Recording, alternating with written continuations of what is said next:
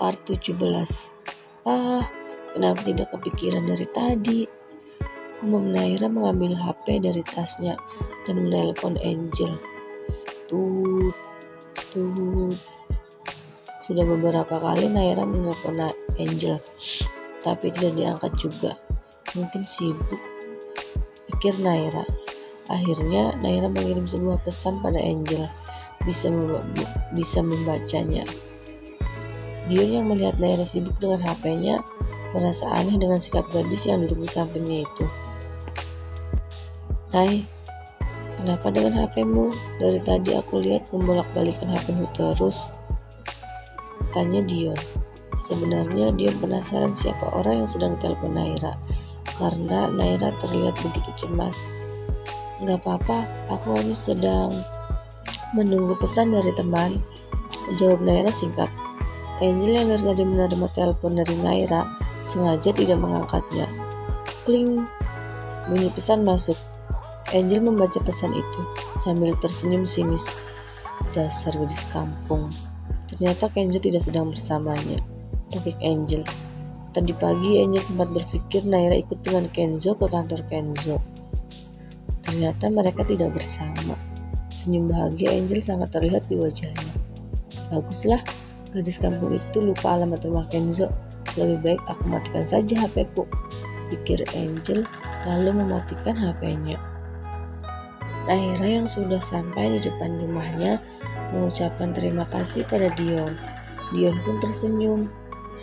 Lalu menancapkan gas mobilnya berlalu meninggalkan Naira. Naira yang masih menatap mobil Dion berjalan gontai menuju pintu rumahnya. Kenapa Angel tidak membalas pesanku? HP-nya malah mati. Desah Naira.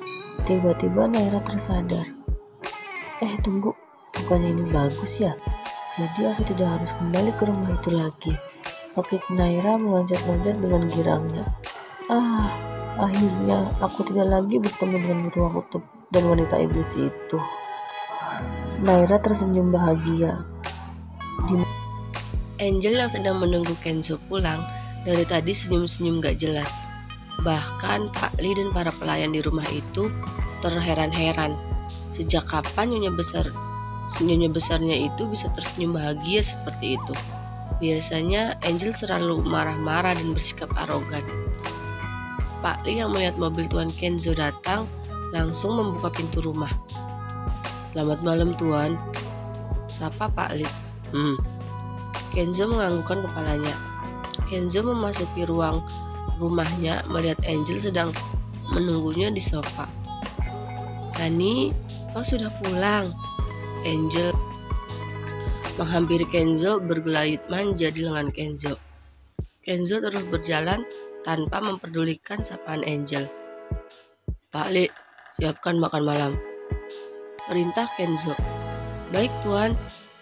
Pak Li pun langsung berjalan menuju dapur. Aku mau mandi dulu. Kenzo melepaskan pegangan tangan Angel. Hani, ayo kita mandi bersama. Sudah lama rasanya kita tidak pernah mandi bareng lagi. Goda Angel sambil mencium leher Kenzo. Sudahlah, aku lelah, minggir, bentak Kenzo pada Angel. Kenzo langsung memasuki kamarnya. Angel yang mendapatkan perlakuan kasar dari Kenzo hanya bisa menahan emosinya tersebut. Oke Hani, aku menunggumu di meja makan, oke? Teriak Angel di luar kamar. Merepotkan sekali, desah Kenzo. Kenzo melepaskan pakaiannya menuju kamar mandi. Dia merasa ada yang aneh, suatu perasaan yang hilang. Kenapa ya? Sepertinya ada yang salah, gumam Kenzo. Setelah mandi, Kenzo berjalan ke lantai bawah untuk makan malam. Kenzo duduk di sebelah Angel. Lagi-lagi dia merasakan ada hal yang hilang. Tapi entah apa, pikir Kenzo. Angel merasa bahagia karena ternyata Kenzo tidak menyadari Naira tidak ada di rumahnya ini. Pak Li datang menyiapkan makanan di meja makan. Silahkan Tuan, selamat menikmati makan malamnya, ujar Pak Li. Kenzo hanya menjawab dengan menganggukkan kepalanya. Tuan, Diman, Pak Li, pergilah, tugasmu sudah selesai. Angel memotong pembicaraan Pak Li dan menatap tajam pada Pak Li. Baiklah Nyonya. Pak Li yang menyadari tatapan membunuh dari Nyonya Angel langsung pergi meninggalkan ruang makan. Hani, lusa aku akan pergi ke negara XX. Apa kau mau ikut denganku? Tanya Angel. Aku sibuk. Kenzo menjawab dengan acuh tak acuh. Oke, jawab singkat Angel. Sudah kutebak, pasti kau tidak mau ikut. Akhirnya, aku bisa bersama dengan Dimitri. Dalam hati Angel tersenyum bahagia. Sudah 3 bulan ini Angel menjalin kasih hubungan gelap dengan Dimitri, seorang pria tampan yang bisa memuaskan hasratnya di ranjang yang tidak pernah dia dapatkan dari Kenzo. Setelah makan malam, Kenzo langsung menuju ruangan kerjanya. Sementara Angel pergi keluar rumah untuk berpesta bersama teman-temannya. Tidak terasa waktu sudah menunjukkan tengah malam. Kenzo yang sangat lelah langsung menuju kamar tidurnya. Baru saja hendak tertidur, Kenzo baru menyadari dari tadi dia tidak melihat Naira. Kenzo langsung mengambil telepon di samping tempat tidurnya. Ya Tuan, jawab Pak Li dengan mata yang menahan kantuk. Pak Li, apa kau melihat Nyonya Naira? Maaf Tuan, sejak tadi pagi pergi bersama Tuan, Nyonya Naira belum kembali. Pak Li yang masih terkantuk sedikit bingung. Kenapa Tuan baru menyadari istrinya tidak ada? Umum Pak Li dalam hati. Kenzo langsung menutup teleponnya.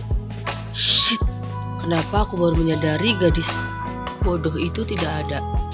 Sambil mengacak-ngacak rambutnya, langsung mengambil handphonenya. Jim, cari tahu di mana Naira berada, perintah Kenzo. Nyonya Naira ada di rumahnya Tuan, balas Jimmy dengan santainya. Ya, Jimmy sudah menyiapkan semuanya. Dia menyuruh para bawahannya untuk selalu mengawasi Nyonya Naira agar kejadian seperti ini bisa teratasi. Jimmy benar-benar tahu ya sifat tuannya. Tanpa basa-basi, Kenzo langsung keluar dari rumahnya, diikuti oleh para bodyguardnya. Sesampainya di rumah Naira, para bodyguard Tuan Kenzo langsung mengetuk-ketuk pintu Naira. Aduh, berisik banget sih. Naira yang tengah tertidur seketika terbangun karena suara pintu yang diketuk-ketuk terdengar sangat keras. Jam berapa ini? Naira melihat jam di mejanya. Jam 2. Siapa yang bertamu di tengah malam begini? Gumam Naira. Apa hantu ya? Naira bergidik ngeri. Pura-pura gak dengar aja lah. Naira kembali berusaha tertidur. Tapi suara pintu digedor-gedor itu tidak juga berhenti. Aduh, kalau ini benar-benar hantu, itu hantu kurang kerjaan kali ya, ganggu orang tidur. Empat Naira. Naira mau tidak mau keluar dari kamarnya, melihat dari jendela. Siapa ya? Tapi mobilnya sepertinya aku kenal. Umum Naira. Naira memberanikan diri membuka pintu rumahnya. Ceklek. Selamat malam Nyonya, Anda ditunggu Tuan Kenzo. Mari ikut dengan kami. Sapa orang berjas hitam itu. Tuan Kenzo, pekik Naira yang melihat Tuan Kenzo keluar dari mobilnya, berdiri di samping mobilnya. Kenapa beruang kutub itu ada di sini? Naira bergumam dengan pelan.